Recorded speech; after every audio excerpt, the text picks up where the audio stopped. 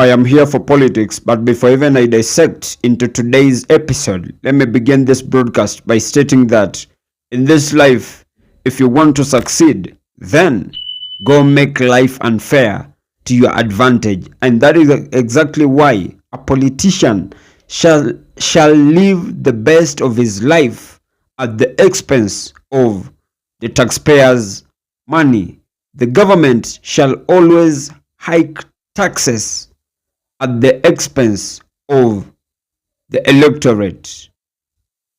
A businessman will import goods at a cheaper price just for him to hike the prices to his advantage. And that is exactly why the Right Honorable Raila Amolo Odinga has been surviving in the political cold for the last 2 decades. This is a man to whom has mastered the art and principle of total maximization of opportunities to his advantage, and that is exactly why he's been serving in the opposition for all those years. For example, a very good live example is how he had to maximize the available opportunities right after the Reject Finance Bill 2024 demonstration, that he had to emerge and infiltrate himself into President Ruto's government right in the midst of the Gen Z demonstrations.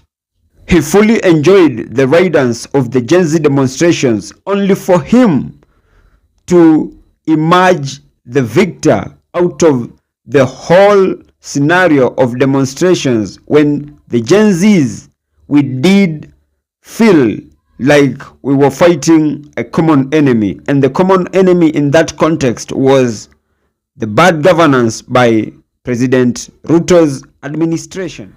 Another thing that I love about the Right Honorable Raila Amolo Odinga is that he's mastered the art of timing.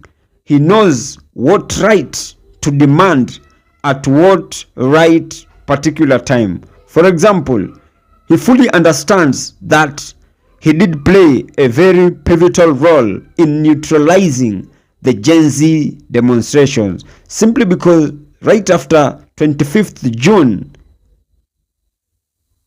the demonstrations were out of President Ruto's control. So immediately when he was used to neutralize the demonstrations, then no sooner had the demonstrations put to a halt than he began demanding for very lucrative positions in President Ruto's government. And he's been very consistent in that, to an extent that as of the time of this broadcast, we are all alive that immediately after he was given the 4 CS slots, he is currently demanding for the position of the Speaker of the National Assembly. And guess what? It is more likely that they are going to ouster Moses Masika Wetangula just for them to replace him with the ODM MP from Rarieda, Otiende Amolo.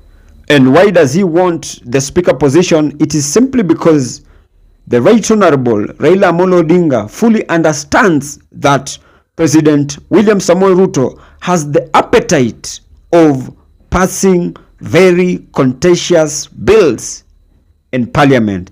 So by him having an ODM member as the speaker, it is more likely that with how Parliament has been operating, that they can't pass any contentious bills without them being coerced and being oiled with a lot of money.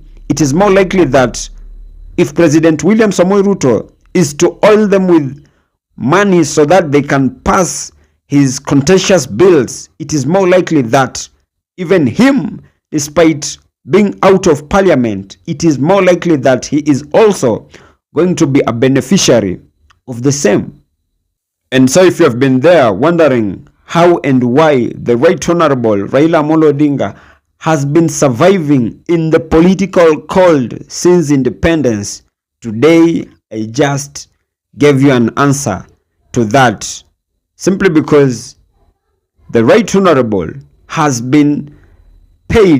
always been paid for taking no responsibility at all. And I just gave you one live example of how he was paid by the Kenya Kwanza regime just for him to be infiltrated into government. And in short, the Right Honorable Raila Amolo Odinga has always been a beneficiary, or during the Gen Z demonstrations, he emerged to be the beneficiary of the Gen Z's magnanimity. And as I come to the penultimate part of this episode, that has just been my opinion.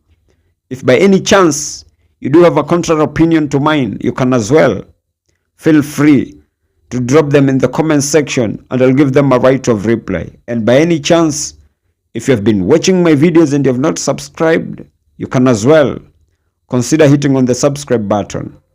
Thank you, and may God bless you.